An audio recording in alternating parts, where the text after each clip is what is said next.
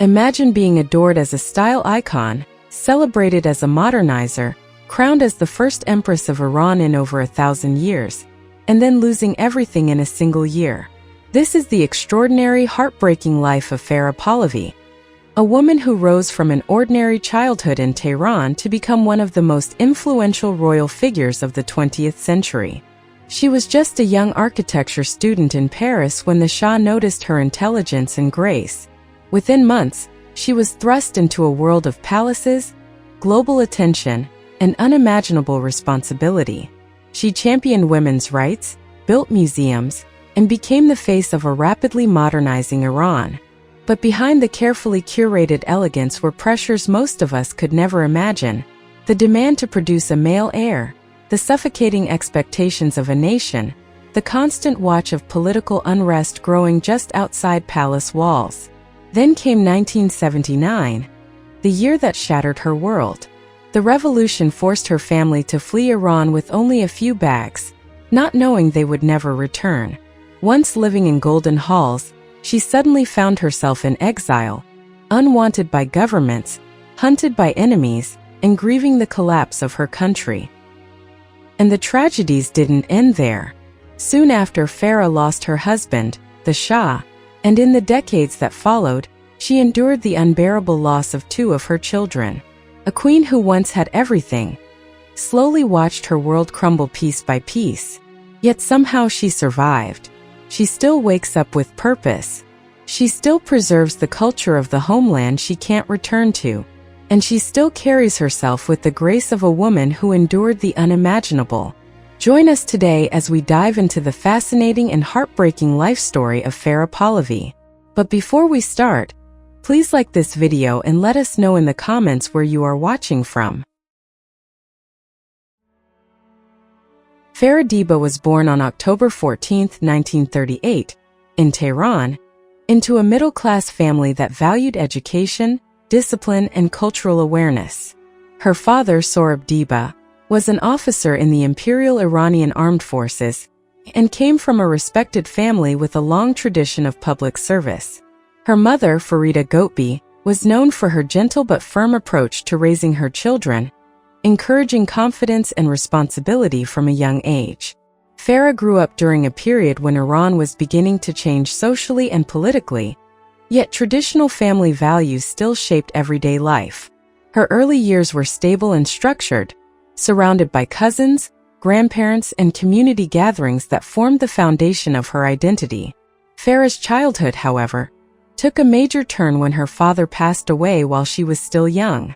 This loss had a deep impact on her, not only emotionally but also practically, as it changed the family's financial situation. Her mother took on the responsibility of raising Farah and her brother, ensuring that they remained focused on education despite the challenges. Farah later recalled that this period taught her resilience and sharpened her sense of independence. Without the presence of her father, she learned early on how to adapt, how to rely on herself, and how to understand the strength found within close-knit families. Education played a central role in her upbringing. Farah attended the Italian school in Tehran and later the Jeanne d'Arc school, run by French nuns. These institutions exposed her to languages, structured discipline, and a more international style of learning than was typical for Iranian girls at the time. She studied French, became accustomed to a multicultural academic environment, and developed interests in art, literature, and athletics. Farah later said that these years shaped her confidence more than anything else. The encouragement she received from her teachers, and the exposure to a broader world through education, caused her to dream bigger than the traditional domestic path available to many young women. Outside the classroom, Farah enjoyed sports, particularly basketball and swimming. She also took part in school activities, cultural events, and community gatherings that connected modern life with traditional Iranian customs. Tehran in the 1940s and 1950s was a city in transition, expanding, modernizing, but still deeply tied to its cultural roots. Growing up in this environment gave Farah an understanding of both tradition and progress, a balance that would later define her public role as empress. By her teenage years, Farah had developed a strong sense of responsibility, shaped partly by her family circumstances and partly by her schooling. Teachers often noted her discipline and dedication, qualities that made her stand out. She began to think seriously about pursuing higher education, something still relatively rare among Iranian women. Encouraged by her mother and inspired by her teachers, she set her sights on studying architecture, a field that combined creativity with practicality and offered a way to contribute meaningfully to society. Her acceptance into an architecture program in Paris marked the end of her early chapter in Tehran and the beginning of a new stage of independence. Leaving her family behind and traveling abroad as a young woman was a bold step, but one that reflected her determination and ambition. Although she had no idea at that moment how dramatically her life was about to change, her childhood in Tehran had already given her the foundation she would rely on in the years to come.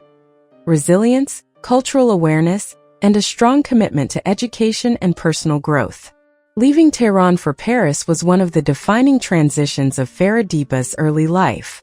She arrived in France in the mid-1950s to study architecture at the École Spéciale d'Architecture, one of the well-known institutions for students pursuing design and engineering. For a young Iranian woman at that time, studying abroad, especially in a demanding male-dominated field, was a significant step. Paris offered her a freedom and exposure to global ideas that she had not experienced before. The city was a center for art, literature, and intellectual life, and Farah quickly immersed herself in the atmosphere of creativity and academic rigor. Life in Paris required Farah to adapt to new routines and responsibilities. She had to balance her studies with the practical realities of living far from home.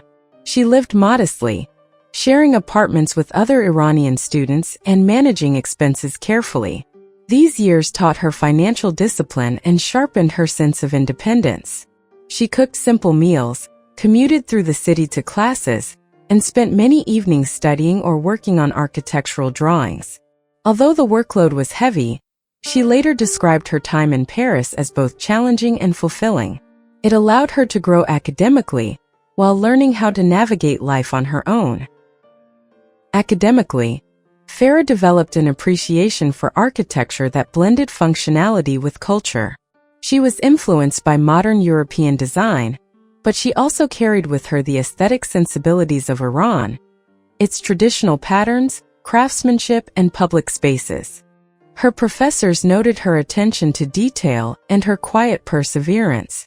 The diverse student community exposed her to discussions about politics, social issues, urban development, and the role of culture in shaping modern nations. These conversations would later influence her interests during her years as Empress. Farah's social circle in Paris was largely made up of Iranian students, many of whom were studying engineering, medicine, or design. They formed a small community abroad, gathering for meals, celebrations, and late-night conversations about their future plans. These friendships created a sense of familiarity in a foreign city and gave her emotional support during difficult periods of homesickness. Despite the distance, she remained closely connected to her family through letters, sharing her experiences and updating them on her progress. During these years, Farah occasionally attended cultural events, exhibitions, and gatherings hosted by Iranian diplomats and students. It was within one of these social environments, informal, friendly, and familiar, that she met Mohammad Reza Shah Pahlavi during his visit to Paris. At the time, she had no expectation of what this meeting would later mean for her life. She was primarily focused on her studies and her responsibilities as a student abroad.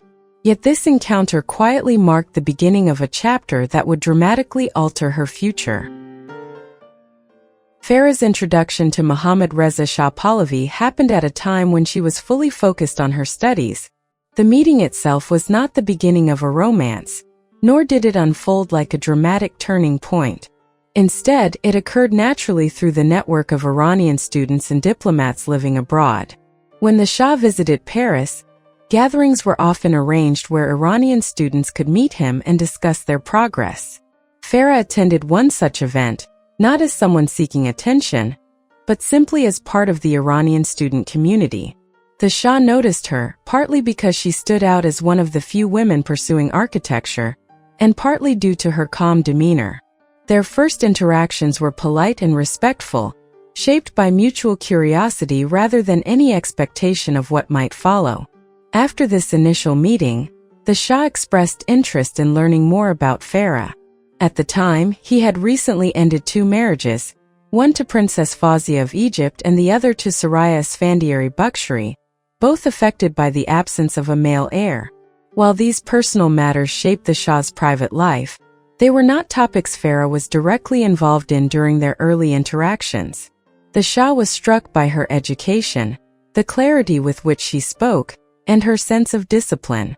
Farah, on the other hand, approached the situation with caution. She was aware of the responsibilities and public pressures associated with Iran's royal family. Her own life had been shaped by modest means and personal independence, very different from the world the Shah belonged to. Still, she remained respectful and open, understanding that the Shah's interest was sincere. As their conversations continued, both in Paris and later in Tehran, Farah found herself gradually drawn into the possibility of a life she had never imagined. The Shah invited her to return to Iran for further discussions, and Farah agreed, not with a sense of certainty but with the awareness that this decision could alter the trajectory of her life. Once back in Tehran, she met the royal family, advisors, and individuals who were part of the palace community. These meetings were formal but not intimidating. Farah approached everything with the humility she had learned from her family and the confidence she had developed through her education. When the Shah proposed marriage, Farah took time to think deeply. She discussed the matter with her mother, considered the expectations that would come with such a role, and reflected on what it would mean to live in a public position. Becoming queen consort was not simply a change of lifestyle. It meant carrying national responsibilities, facing constant public scrutiny, and adjusting to the traditions of the Pahlavi court. Farah understood the weight of these expectations, but she also recognized the opportunity to contribute positively to her country. Her decision was not impulsive. It was shaped by careful reflection and the encouragement of her family. The engagement was formally announced in late 1959. The news surprised many Iranians, not because Farah was unknown, but because she represented something different from previous royal matches. She was young, educated, and from a respectable but ordinary Iranian family. Many people viewed this as a positive sign, a bridge between the monarchy and the everyday lives of Iranian citizens. Her humility and accessible background were seen as strengths that could bring a refreshing presence to the palace. The royal wedding took place on December 21, 1959 in Tehran. The ceremony was elegant but not excessively extravagant, blending elements of tradition with the modern image the royal family wished to project. Iranian officials, foreign diplomats, and dignitaries attended, but for Farah, the day was a mixture of excitement and responsibility. She understood that her life had permanently shifted. She was no longer a student trying to balance studies and budget in Paris. She was now the queen consort of Iran, with duties that would soon unfold before her. After the marriage, Farah entered a period of adjustment. She received guidance on royal protocol, studied the expectations of her new position, and learned how to navigate a life that involved public engagements, cultural events, and political awareness. When Farah Pahlavi entered the royal family in late 1959, she began a new chapter that required her to shift from the quiet routines of student life to the structured, highly visible responsibilities of a queen consort. One of Farah's earliest responsibilities involved attending official ceremonies and cultural events across Iran. She visited hospitals, schools, orphanages, and women's associations, where she listened to concerns and observed the conditions of everyday life. These visits were not only symbolic, they gave her insight into the challenges faced by different communities. As she grew more experienced, she began identifying areas where she could contribute in a structured and meaningful way. With an academic background in architecture and strong interest in the arts, she naturally gravitated toward cultural development. Many museums, educational programs, artistic foundations, and heritage projects operated with limited resources at the time. Farah saw these institutions as essential to national identity and modernization, and she gradually took on leadership roles within them. In 1967, Farah's position within the monarchy took a historic turn. On October 26th of that year, she was crowned Empress Shah of Iran during the Shah's coronation ceremony. This event was significant because she became the first woman in modern Iranian history, and the first since ancient times, to receive an official coronation. The decision reflected the Shah's desire to present a modernized image of Iran and to acknowledge the expanding role of women in public life. For Farah, the coronation formalized responsibilities she had already begun to take on, but it also placed her under a brighter spotlight. As Empress, her actions carried symbolic weight both inside and outside the country. During the following years, Farah established a number of organizations dedicated to cultural heritage, modern art, healthcare, sports, and education. She supported Iran's national museums, the Shiraz Arts Festival, the Tehran Museum of Contemporary Art, and various initiatives designed to promote both traditional and modern Iranian art. Her involvement was hands-on. She met with artists, architects, scholars, and specialists to understand their needs. She advocated for the preservation of historical sites while also encouraging innovation. These efforts aim not only to modernize cultural infrastructure, but also to elevate Iran's global cultural presence. Farah faced constant expectations from both the government and the public. As the Shah's wife, she was expected to appear at major national events, host foreign dignitaries, and represent Iran on international trips. Diplomacy required thorough preparation, awareness of cultural sensitivities, and the ability to maintain positive relationships with global leaders. These responsibilities often demanded long periods of travel and intensive schedules. She had to maintain a balance between ceremonial duties, social work, and her responsibilities as a mother, which created a demanding pace of life. Her personal life continued to evolve as well. The births of her children, Reza in 1960, Farnaz in 1963, Ali Reza in 1966, and Layla in 1970, brought her joy but also added another layer of responsibility. Raising a family within the palace environment required strict routines, careful planning, and constant attention to security and privacy. Despite these factors, Farah attempted to maintain a sense of normalcy within the home, encouraging her children's education and involvement in cultural activities. By the early 1970s, Farah's role had become deeply integrated into Iran's cultural and social framework. She was seen as a bridge between tradition and modernization, between Iran's historical identity and its emerging future. While political and economic complexities continued to shape the country, Farah's focus remained on long-term cultural development and public welfare. Her work during these years formed the foundation of her legacy, reflecting not only her personal interests but also her broader vision for Iran's cultural growth. Life inside the palace was far from simple, and the responsibilities Farah carried often extended well beyond her public duties. From the moment she married the Shah, certain expectations were placed on her that shaped both her personal and public life.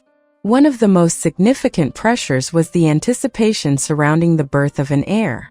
The Shah's previous marriages had ended in part due to the absence of a male successor, and this history created a quiet but unmistakable sense of urgency around Farah. Although these expectations were not expressed harshly in public, they were understood within royal circles, and Farah was aware that producing an heir would secure the stability of the monarchy. The birth of her son Reza in 1960 eased that pressure, but the experience highlighted how closely her private life was tied to national concerns. Beyond family expectations, Farah had to navigate the complex dynamics of palace hierarchy, political advisors, and the broader expectations of the Iranian public. The monarchy was an institution deeply rooted in protocol, tradition, and formality. Every appearance, gesture, or public statement carried weight. Farah had to adapt quickly to this environment, learning when to speak, when to remain silent, and how to balance empathy with formality. She was often in the public eye, and this visibility meant that her behavior was constantly observed by both supporters and critics. Maintaining composure was essential, especially during events that involved sensitive political or cultural issues. Another form of pressure came from the rapid modernization efforts taking place in Iran. As the Shah pushed for social and economic reforms, expectations rose for Farah to symbolize progress while still respecting traditional values. This balance was delicate. On one hand, she supported initiatives that expanded education, arts, and women's participation in society. On the other, she had to avoid appearing disconnected from the more conservative segments of the population, who worried that the pace of change was too fast. Farah often became the bridge between these differing perspectives, meeting with women's groups, cultural leaders, and community organizations to better understand the concerns shaping public opinion. The growing political tensions of the early 1970s added another layer of difficulty. Protests, criticism, and dissatisfaction were becoming more common, and although Farah was not directly involved in political decision-making, she could not avoid the atmosphere of uncertainty surrounding the monarchy. She continued with her social projects, but the underlying sense of unease was impossible to ignore. Inside the palace, discussions became increasingly cautious. Outside, public sentiment was shifting. These pressures, both private and public, gradually formed the backdrop to her daily life, setting the stage for the challenges that would intensify in the years leading to the revolution. By the early 1970s, Iran was undergoing rapid and complex transformations. Economic development, modernization programs, and social reforms were reshaping urban centers, while rural areas struggled with uneven progress. Although there were periods of economic growth and investment, many Iranians felt disconnected from the benefits of modernization. These disparities contributed to growing dissatisfaction, and the political environment became increasingly tense. Demonstrations, labor strikes, and public criticism slowly intensified, creating a sense of uncertainty across the country. From her position within the palace, Farah observed these shifts, not as a political actor, but as someone who traveled frequently among the public and heard concerns firsthand during her visits to schools, hospitals, and community centers. As unrest grew, the atmosphere surrounding the royal family changed noticeably. Criticism of the government, which had once been confined to private conversation, began spreading more openly. Intellectuals, students, religious groups, and various political factions expressed concerns about political freedoms, economic inequality, and the pace of social change. The Shah's policies, including measures intended to control political opposition, drew increasing scrutiny. Although Farah remained focused on cultural projects and social welfare, she could not escape the reality that public sentiment was shifting. Advisors and officials often briefed the royal family on the rising tensions, and the tone of these discussions became more urgent as the decade progressed. Farah continued her work during this period. Still, the broader political climate grew more volatile. International circumstances added another layer of complexity. Global economic instability, rising oil prices, and geopolitical shifts placed additional pressure on Iran's government. Farah often found herself in the position of representing Iran internationally at a time when political scrutiny was high, forcing her to adapt to increasingly sensitive diplomatic environments. By the mid-1970s, protests had become more frequent and organized. Demonstrations appeared in major cities, and confrontations between protesters and security forces increased tensions further. Newspapers and foreign media covered these events closely, and stories about unrest in Iran circulated widely. Inside the palace, the atmosphere grew increasingly cautious. Schedules were adjusted, security was heightened, and public appearances required more planning. Farah became aware that her work, however meaningful, could not offset the growing political crisis surrounding the monarchy. Her visits to communities, while still important, now took place in a landscape marked by unease. As the situation escalated, the royal family faced difficult decisions about how to respond to the national mood. Farah remained focused on her cultural and humanitarian commitments, but she was also a witness to the rising tension that was gradually approaching a breaking point. She saw the concerns voiced by ordinary citizens, the worried expressions of advisors, and the increasing pressure placed on the Shah. By 1978, the unrest had evolved into a nationwide movement, setting the stage for the events that would soon change the course of her life. What had begun as scattered protests had become a powerful force, and Farah understood that the stability she had known for nearly 2 decades was now under serious threat. By the late 1970s, the atmosphere in Iran had changed significantly, and the signs of political and social unrest had become impossible to ignore. Economic pressures, dissatisfaction with government policies, and broader ideological debates created an environment of rising tension. Demonstrations increased in size and intensity, and the royal family found itself at the center of growing criticism. Although Farah continued her public engagements, visiting hospitals, cultural institutions, and social programs, she was fully aware of the uncertainty spreading throughout the country. The contrast between the calm routines of palace life and the escalating events on the streets created a sense of unease that grew with each passing month. Inside the palace, discussions became more serious and frequent. Advisors, ministers, and members of the royal household tried to assess the situation, but differing viewpoints made decisions more complicated. Farah witnessed these debates quietly, understanding that the country was facing a critical moment. Her primary concern, however, remained the safety of her family. The security protocols around the palace tightened, and movements were monitored more carefully. Trips outside the palace were limited, and the tone of public events changed noticeably. The environment that had once been filled with optimistic development now carried the weight of uncertainty. The Shah's health was also declining, adding another layer of complexity to an already fragile situation. Farah understood that the pressures on him were immense, not only politically but physically and emotionally. The combination of political instability and the Shah's illness made the future increasingly difficult to predict. By January 1979, the situation had reached a breaking point. With mounting pressure from both internal and external sources, the royal family made the decision to leave Iran temporarily. The departure was presented as a short-term absence, meant to calm tensions and allow space for a political resolution. But those within the palace were aware that their exit might become permanent. Farah later recalled the final hours in Iran as heavy and emotional. The family packed only essential belongings, leaving behind a life built over decades. On January 16, 1979, the Shah, Farah, and their children boarded the royal plane and departed Tehran. Crowds watched their departure with mixed reactions, some expressing sadness, others signaling relief or anger. Once outside Iran, the uncertainty only grew.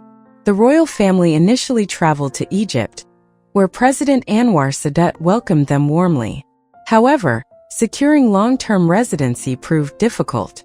Political sensitivities and international pressures meant that many countries were hesitant to host the former monarch.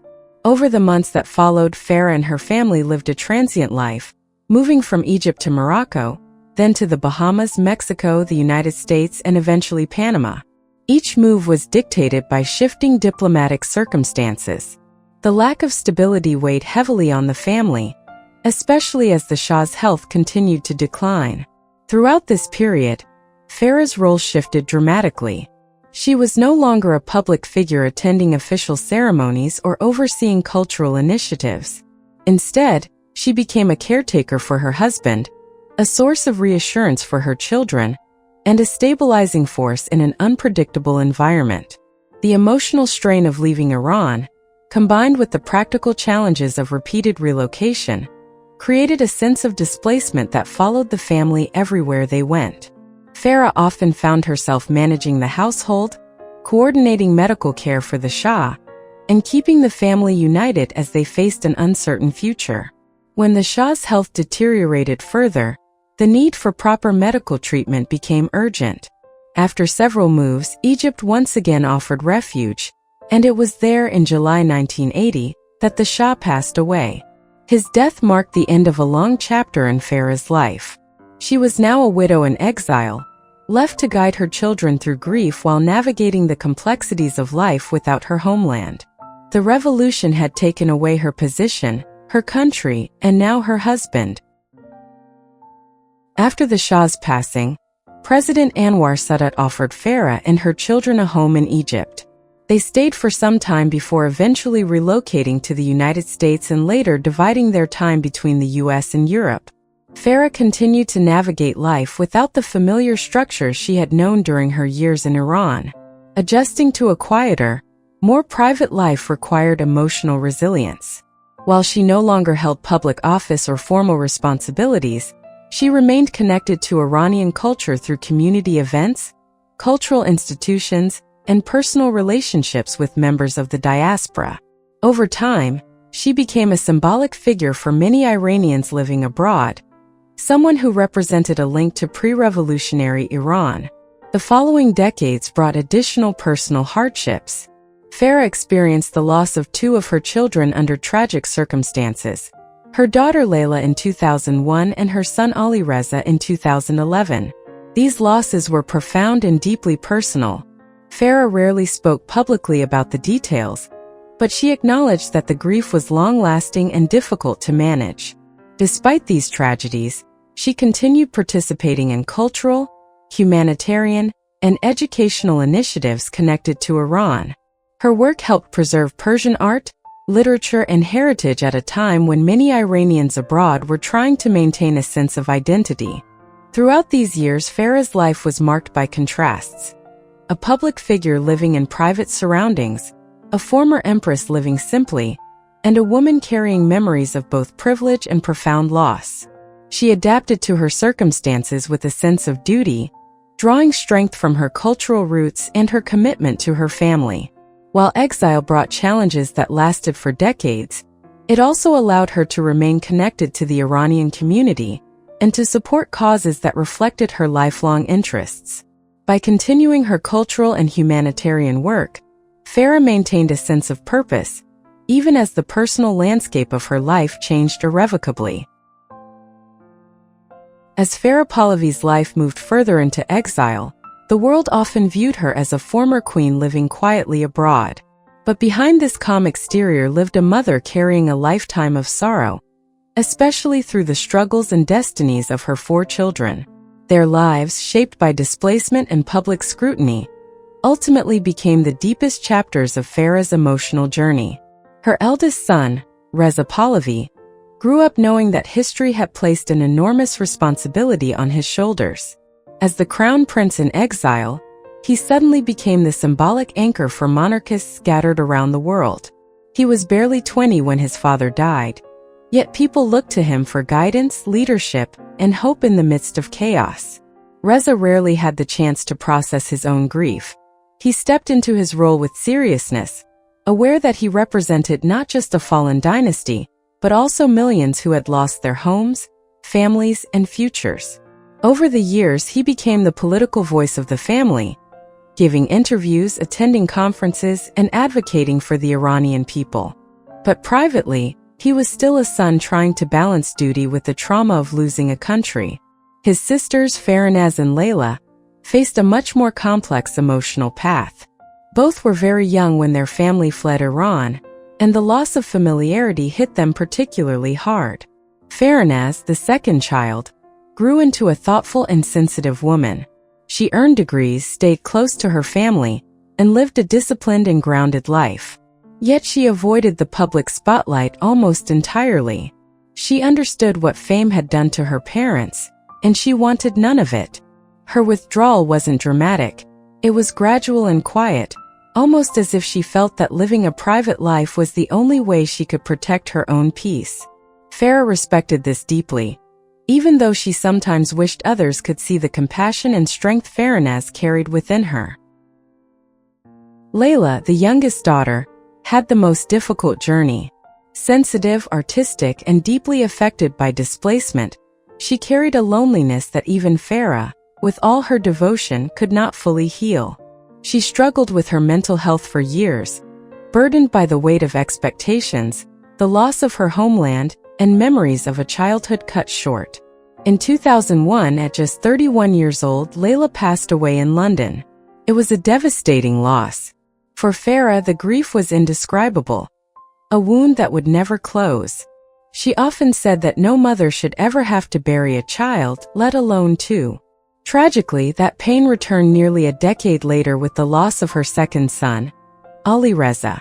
He had been the child most connected to Iranian culture and language, fascinated with history, poetry, and spirituality.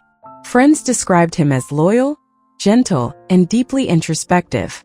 But he too struggled with depression, carrying the emotional scars of exile and the loss of his father and sister.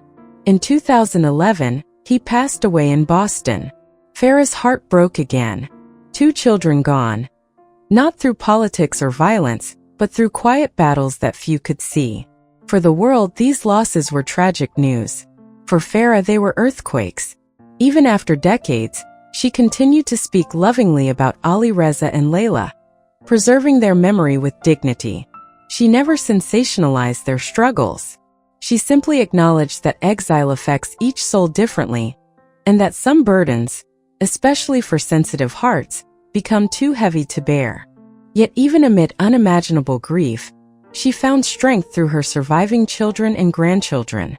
Reza, now a father himself, continued to carry the family's public responsibilities, determined to use his platform to support the Iranian people. The grandchildren gave Farah a renewed sense of purpose, a reminder that life, despite everything, continues to grow and evolve. Farah, though still choosing privacy, remained a steady presence in her mother's life, offering quiet companionship and emotional resilience. In her later years, Farah often reflected on the unpredictable path her life had taken.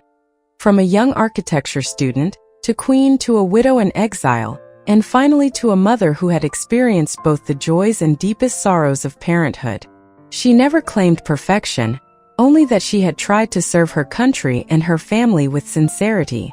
Her children's lives, full of promise, challenges, and heartbreak, became the true measure of her strength.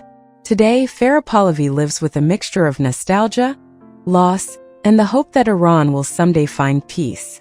Her story is not just about royalty or history. It is about a mother navigating love, responsibility, resilience, and grief across continents and decades. And through her children's lives, especially their joys and tragedies, we see a portrait of a woman who endured more than most can imagine, yet continued to carry herself with grace. Her legacy, ultimately, is not defined by her position as empress, but by the depth of her humanity, shaped by her children, the memories she protects, and the quiet strength she continues to show even after all these years.